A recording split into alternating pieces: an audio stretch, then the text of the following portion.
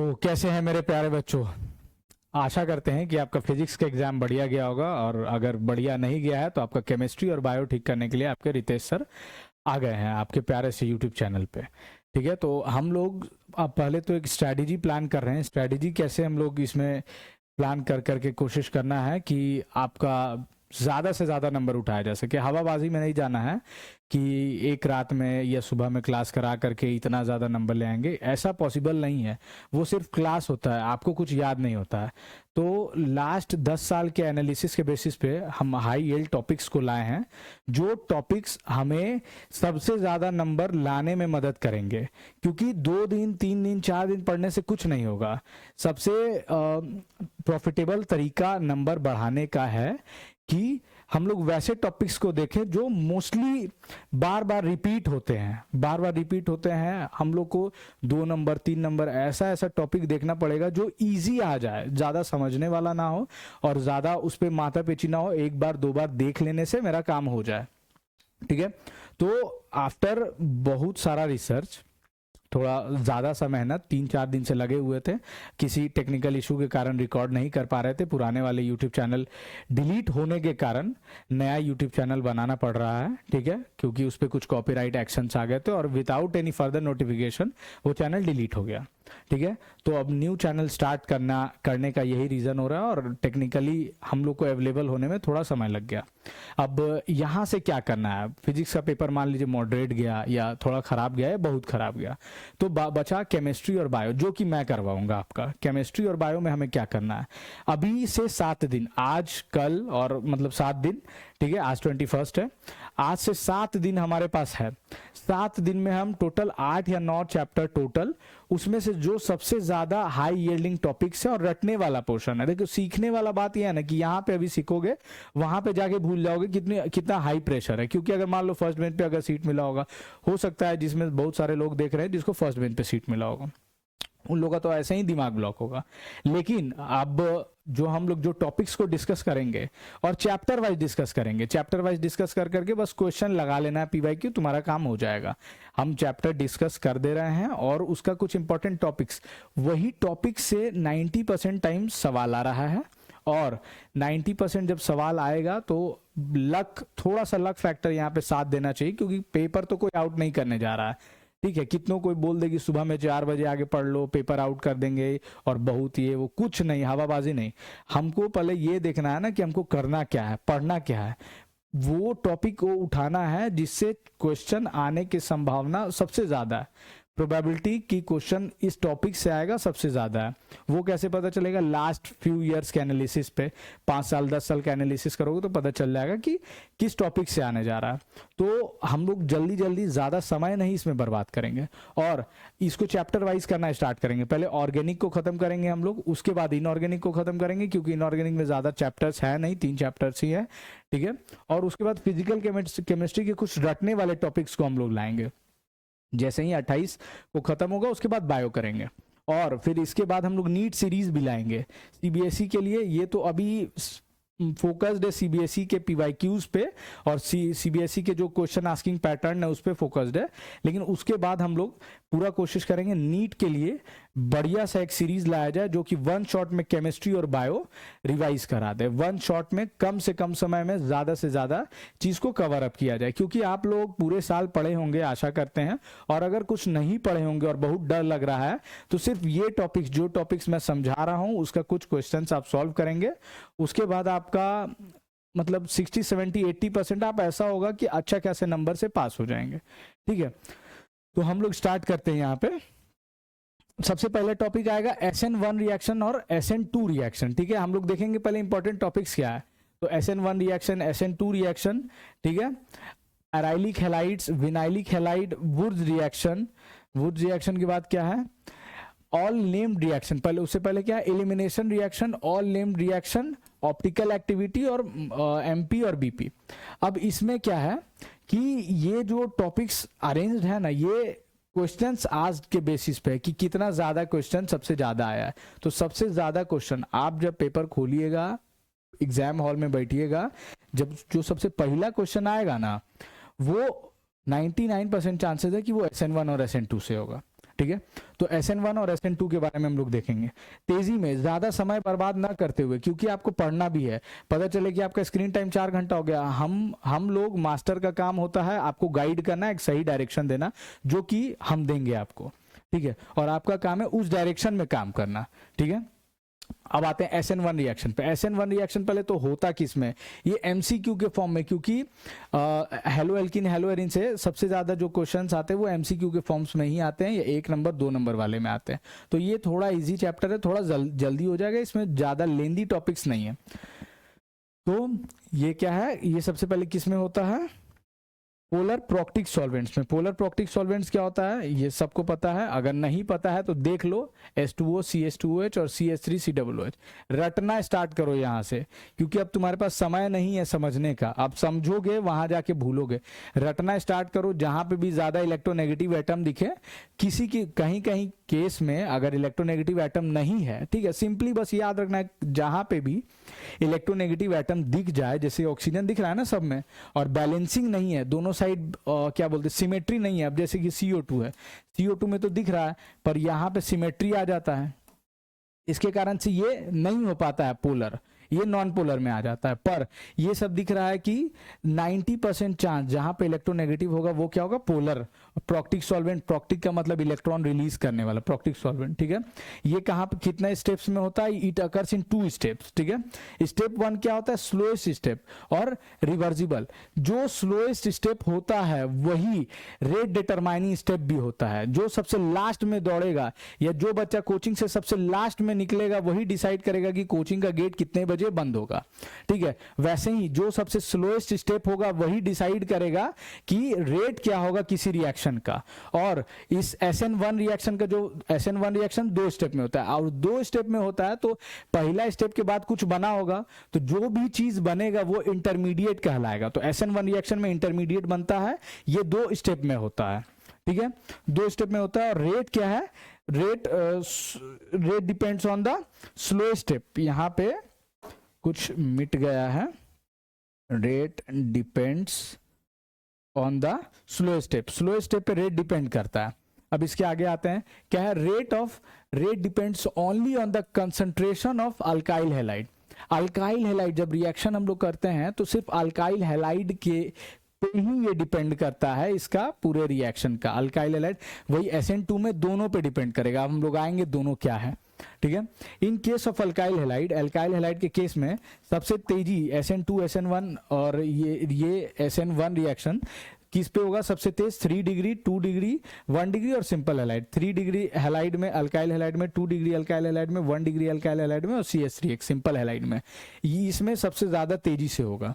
अब इसके पीछे रीजंस है कि रीजंस क्यों ऐसा होता है, ये एक तरीके का स्टेबिलिटी फैक्टर यहाँ पे काम आता है। पर अभी हमारे पास उतना समय नहीं है कि हम लोग कुछ इलेबोरेट कर करके बात करें। अभी हम लोग टू द पॉइंट बात करेंगे कि हाँ, 2 रूम है, एक रूम में 50 रुपया फेंका हुआ है, और एक मतलब एक छोटा सा रूम है जिसमें 10 रुपया फेंका हुआ है, और एक बहुत बड़ा सा रूम है जिसमें भी 10 रुपया फेंका हुआ है।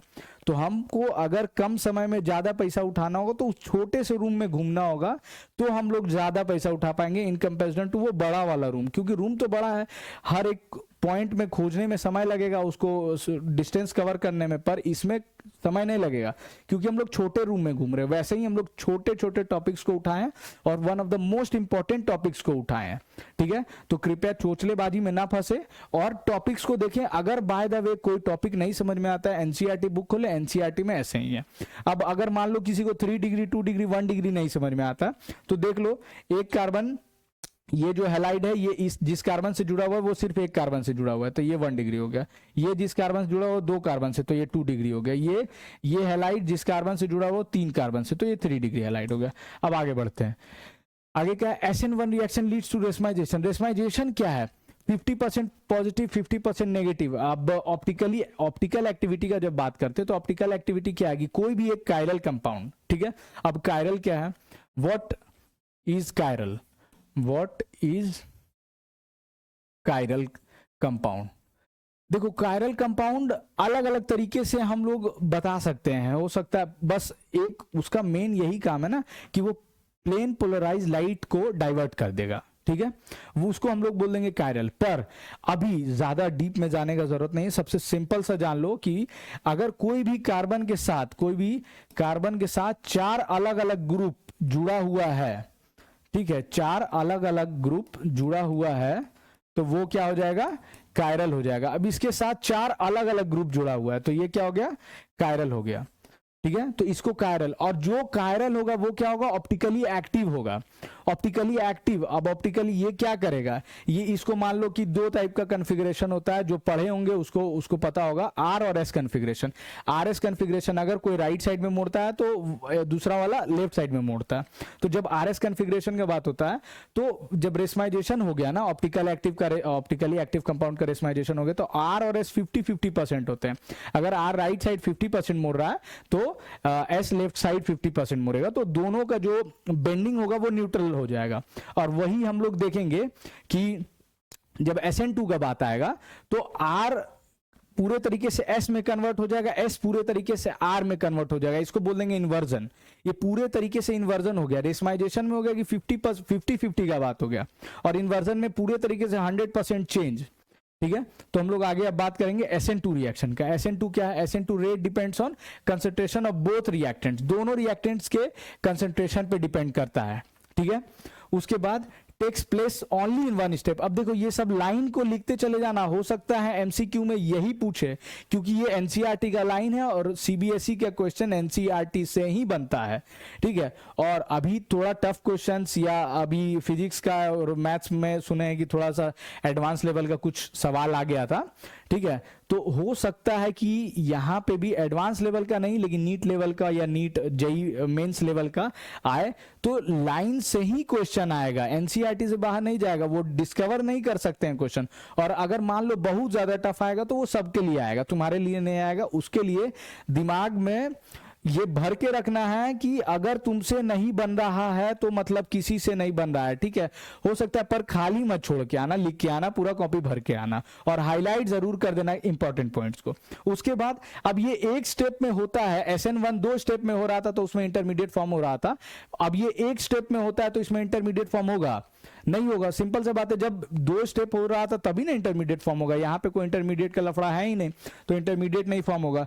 इसका रिएक्टिविटी क्या है, पहले सिंपल हैलाइड, फिर 1 डिग्री अल्काइल हैलाइड, फिर 2 डिग्री अल्काइल हैलाइड, फिर 3 डिग्री अल्काइल हैलाइड।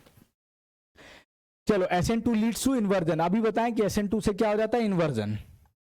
ये रटते जाओ बाबू। ठीक है, अब अगले क्लास में हम लोग अल्कोहल फेनोल ईथर के बारे में बात करेंगे, उसमें भी कुछ रट्टा पॉइंट्स अलग रखेंगे, जो अपना एनालिसिस है वो अलग रखेंगे। तो उससे क्या होगा ना कि तुम 60-70% जो इंपॉर्टेंट चीज है तुम्हारे एग्जाम के लिए वो तुम्हारा कवर हो जाएगा, और ज्यादा समय ना लेते हुए आधे घंटे के अराउंड हम कवर अप कर देंगे पूरा चीज। ठीक है, आधे घंटे से 45 मिनट में। अभी ज्यादा देर तो नहीं हुआ है। ठीक है, जितना भी देर हुआ होगा आधा घंटा के अंदर में हम लोग कंप्लीट कर देंगे। अब एराइल हैलाइड पढ़ते हैं। ऑप्शन में 1-2 सवाल आया हुआ है पहले भी कि एराइल हैलाइड क्या है, ऑप्शन दे दिया है, पहचान लीजिए, उस ऑप्शन में सेलेक्ट कर लीजिए। तो एराइल हैलाइड क्या है, जो डायरेक्टली एरोमेटिक रिंग से कनेक्टेड होगा उसको, जो भी हैलाइड डायरेक्टली एरोमेटिक रिंग से कनेक्टेड होगा, ये एरोमेटिक। अब एरोमेटिक बहुत लोग को नहीं पहचानने आता है, बहुत बार पूछ सकता है। और एक चीज तुम लोग बढ़िया करके जाना, नोमेनक्लेचर लास्ट दिन हम क्लास लगाएंगे, क्योंकि नोमेनक्लेचर 5 ऑर्गेनिक के चैप्टर्स में आता है, और नोमेनक्लेचर से अच्छा सवाल 1-2 सवाल आ जाएगा तो फंस जाओगे। ठीक है, तो लास्ट डे हम लोग नोमेनक्लेचर करवाएंगे। एरोमेटिक सब जानते होगे, अब नहीं जानते हो तो फिर भाई बड़ा दिक्कत है। तो जान लो कि इलेक्ट्रॉन पेयर जहां पे 2, 6, 10, ठीक है, 14 ये रहेगा। ठीक है, यहां पे के गो है, यहां पे देखो तो इलेक्ट्रॉन क्लाउड में के गो है, 6 गो है। 2 गो यहां पे, 1, 2, फिर 2 गो यहां पे, 3, 4, फिर 2 गो यहां पे, 5 और 6 गो यहाँ पे टोटल है। तो 2, 6, 10, 14 ये इलेक्ट्रॉन पेयर गिन लेंगे हम लोग, बता लेंगे कि एरोमेटिक है कि एंटी एरोमेटिक है। और भी रूल है कि sp3 उस रिंग में प्रेजेंट नहीं होना चाहिए।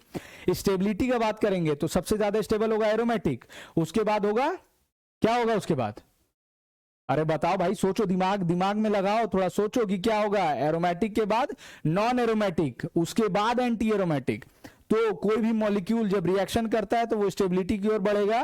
उसके पास दो ऑप्शन है कि एंटी एरोमेटिक और एरोमेटिक की ओर जाए, तो वो कहां जाना कोशिश करेगा, एरोमेटिक की ओर। तुम लोग रगड़ रहे हो अभी, अच्छा नंबर ले आओ, उसके बाद फिर नीट की ओर जाओगे, जेई की ओर जाओगे, जिस भी ओर जाओगे तो कुछ अच्छा ही सोच करके जाओगे ना कि यहां पे जाना है हमें, ठीक है। अब चलो आगे बढ़ते हैं।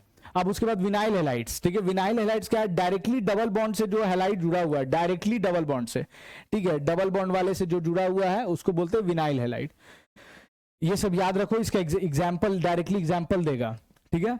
अब इसके बाद आते हैं रटाफिकेशन वाले पॉइंट्स पे। रटाफिकेशन में ये एक थोड़ा हमको ज्यादा इंपॉर्टेंट लगा, क्योंकि इससे अभी तक शायद हम सवाल नहीं देखें, ठीक है, हो सकता है हमसे छूट गया हो, पर अगर नहीं पूछा है, मे भी पूछ ले।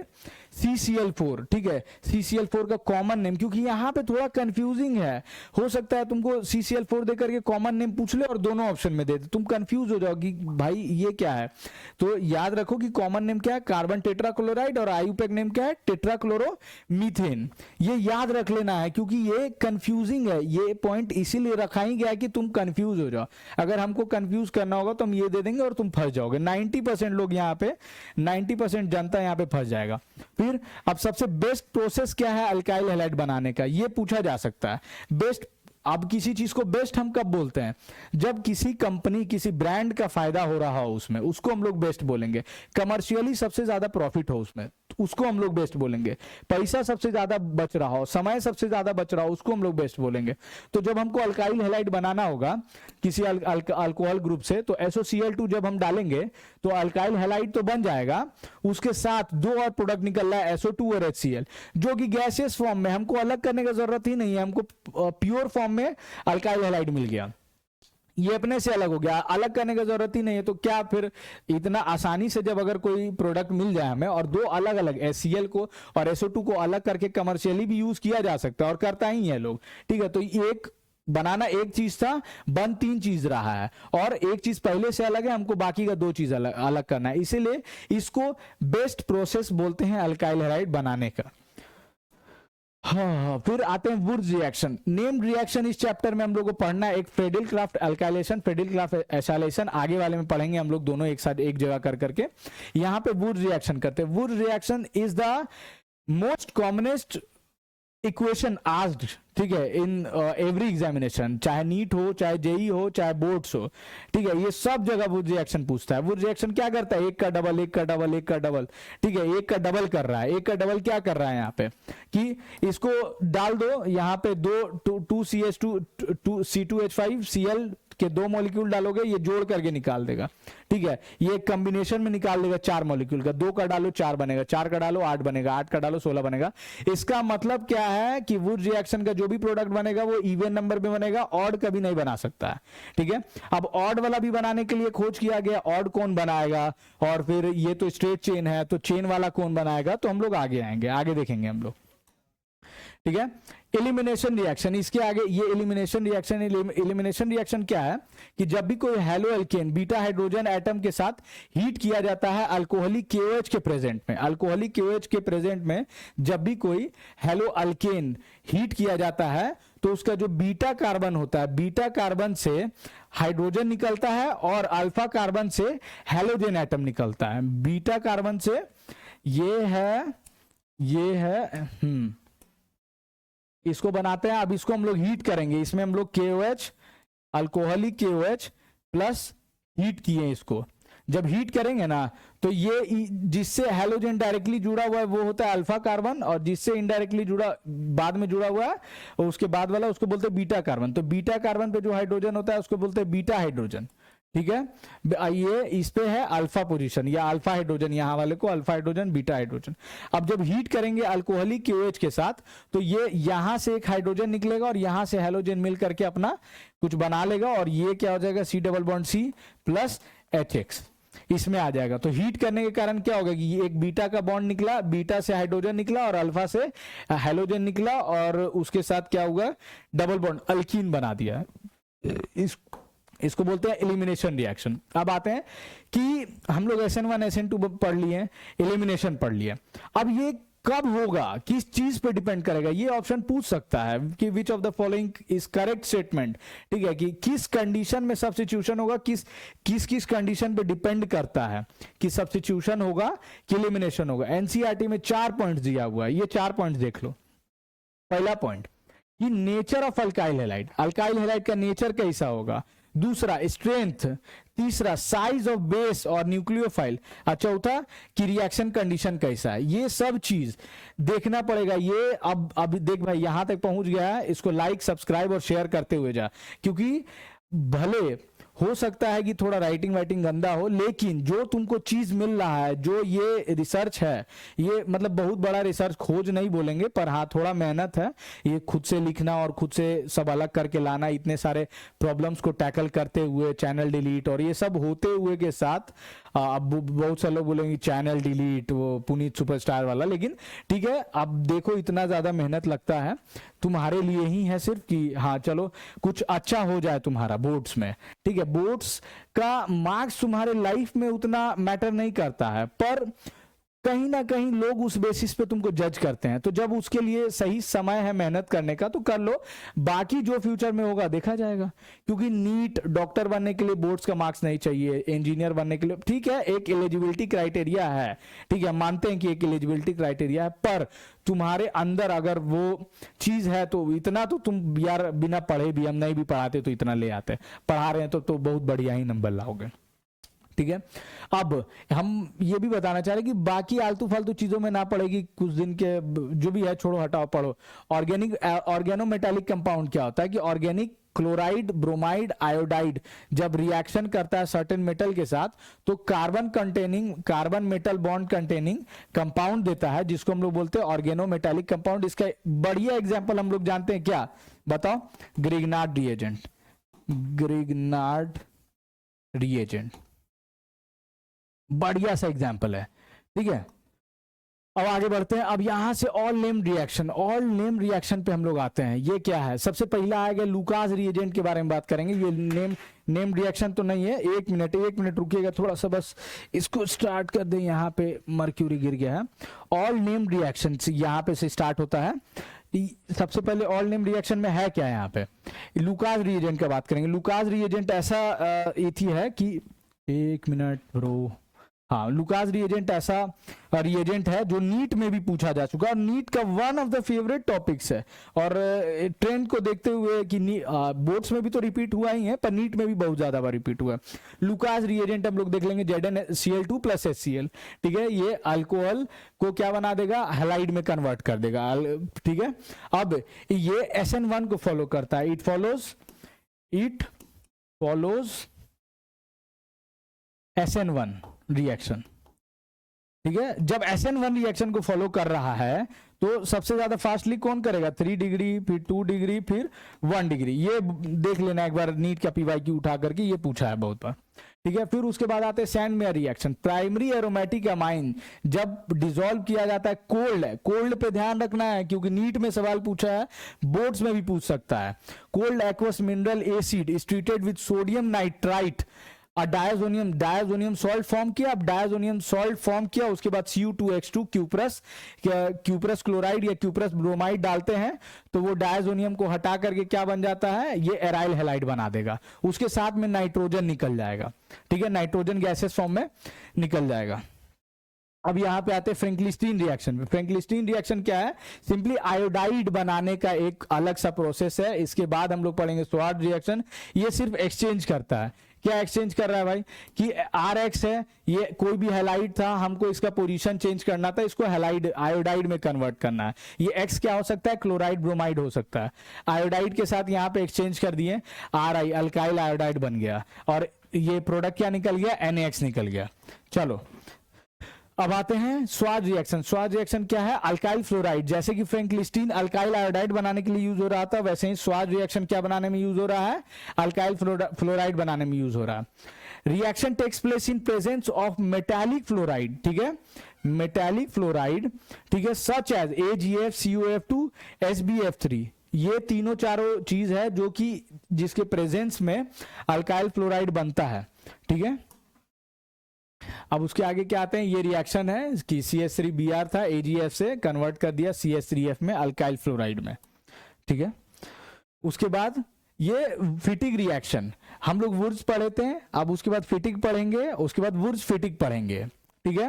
पहले वुर्ज दिया कुछ, उसको देख करके फिटिक बोला कि अरे भाई साहब ये तो तगड़ा, ही तो खाली सिंपल चेन वाला दिया है, हम रिंग वाला दे देंगे।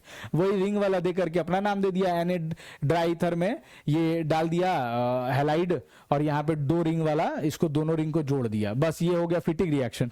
और इन दोनों का कॉम्बिनेशन, वुर्ज और फिटिक का कॉम्बिनेशन को बोल दिया वुर्ज फिटिक, और वुर्ज फिटिक में क्या किया कि ये एक रिंग वाला हैलाइड को ये चेन वाले हैलाइड से जोड़ दिया और उसको बोल दिया वुर्ज फिटिक रिएक्शन। यही नेम्ड रिएक्शन है। एक फ्रैंकली क्या नाम है, अच्छा जो भी रिएक्शन है उसको हम लोग जो स्टार्टिंग में हम बोले थे उसके आगे हम लोग उसको अगले वाले चैप्टर में हम लोग कर देंगे, ठीक है।